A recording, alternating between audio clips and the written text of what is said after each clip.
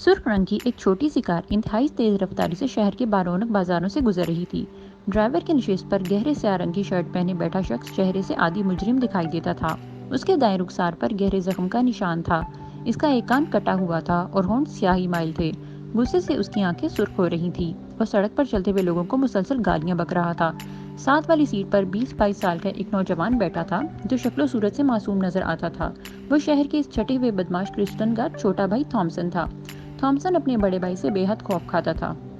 शायद यही वजह थी कि ज़ाती तौर पर जुर्म से नफरत करने के बावजूद 4 साल पहले एक शख्स को कत्ल करने में क्रिस्टन की इसने मदद की थी।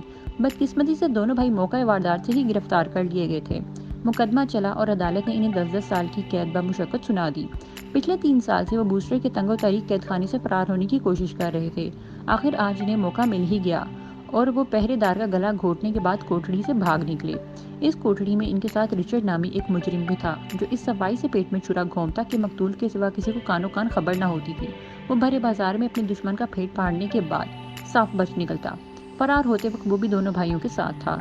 अमले और कैदियों की नजरों से छुपते छुपाते वो तीनों कैदी इमारत से बाहर निकलने में कामयाब हो गए।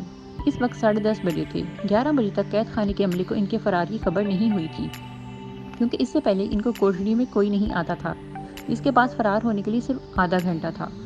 जेल से बाहर निकलती क्रिस्टन की नज़र देहाती तर्ज के एक किला नुमा मकान पर पड़ी जिसके आंगन में खुश्क घास के बड़े बड़े गठरे थे। कुछ देर बाद सामने सड़क पर एक जीप आती दिखाई दी। उन्होंने एक जस्त लगाई और खुश्क घास में जा छुपे। मकान से बाहर दूर दूर तक जेल की जमीन थी जिसमें कैदी काश्त करते थे। वो खुद भी कई मरतबा यहाँ आ चुके थे और इन्हें मालूम था कि कैद खाने की बैरूनी चारदीवारी पर पुलिस का एक सिपाही बंदूक लिए खड़ा रहता है। अभी वो उसी उधेड़बन में थे कि इन्हें दो आदमियों की गुफ्तगू सुनाई दी। क्रिस्टन ने घास के पुश्ते में से सर निकाल कर देखा कि जेल का सुर्खो सफ़ेद डॉक्टर अपने ड्राइवर से बातें कर रहा है। गिराज के सामने पहुंचकर वो रुक गए। अब इनकी बातें साफ सुनाई दे रही थी। डॉक्टर ड्राइवर से कह रहा था, मुझे 1 बजे मीटिंग में जाना है, तुम फौरन गाड़ी ले जाओ और स्कूल से बच्चों को ले आओ। बेहतर जनाब, ड्राइवर ने मौदब लहजे में जवाब दिया। इस वक्त एक ख्याल बिजली की तरह क्रिस्टन के जहन में कूदा। अगर किसी तरह ये गाड़ी मिल जाए तो। इसने जल्दी से अपने साथियों को मंसूबा समझाया और तीनों पंजों के बल चलते हुए फाटक तक पहुंच गए। कार स्टार्ट हुई और सुर्ख रंग की एक छोटी सी कार गिराज से बाहर निकली। जो ही वो फाटक पर पहुंची, क्रिस्टन ने हाथ के इशारे से इसे रुकवा लिया। अगले ही लम्हे रिचर्ड ड्राइवर के सर पर था।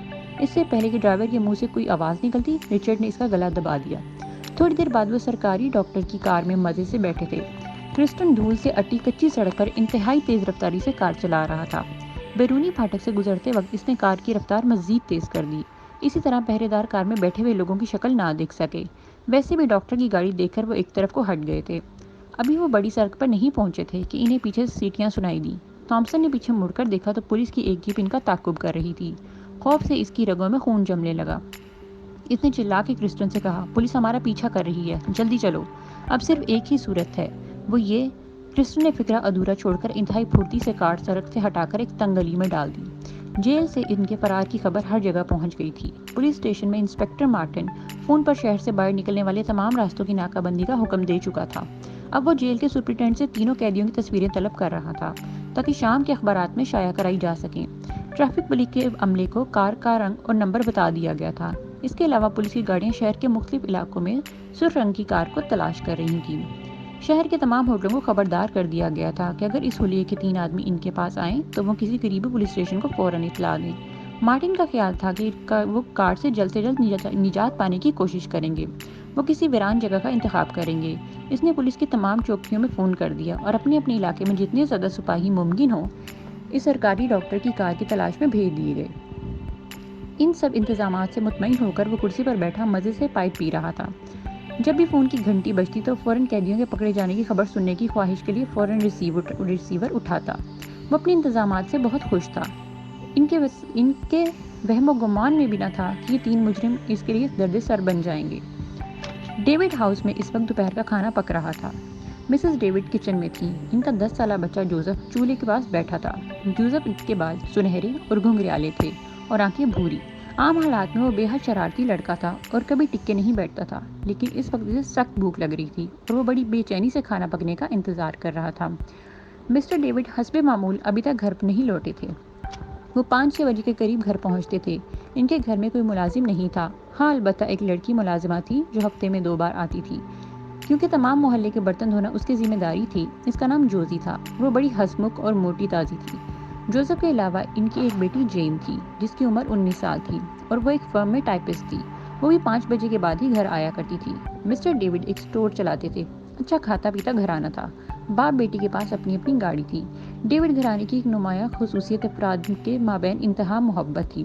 سب لوگ ایک دوسرے کو دیکھ دیکھ کر جیتے تھے۔ کسی شام ڈیوڈ کو ذرا سی دیر ہو جاتی تو سارا گھر اس کے انتظار میں کھانا نہ کھاتا۔ اس روز دوپہر کافی سرد تھی۔ باہر دھند پھیلی ہوئی تھی۔ 12 بجے کے قریب مسز ڈیوڈ روزی ڈیوڈ کو باہر کسی کار کے رکنے کی آواز سنائی دی۔ اس وقت ڈیوڈ یا جین کے آنے کا تو سوال ہی پیدا نہیں ہوتا تھا۔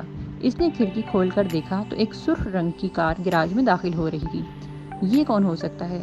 روزی ڈیوڈ نے سوچا۔ اگر یہ کوئی مہمان ہوتا تو کار کو گراج میں بند کرنے کی کیا ضرورت تھی؟ لیکن اسے سوچنے کا زیادہ موقع نہیں ملا۔ باہر دروازے پر کوئی زور زور سے بیل بجا رہا تھا۔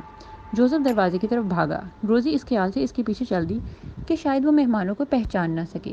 جوزف نے دروازہ کھولا تو اس کے سامنے ایک کٹے کان کا لمبا تڑنگا آدمی کھڑا تھا۔ نیکسٹ ایپیسوڈ سے باخبر رہنے کے لیے ڈو سبسکرائب آور چینل۔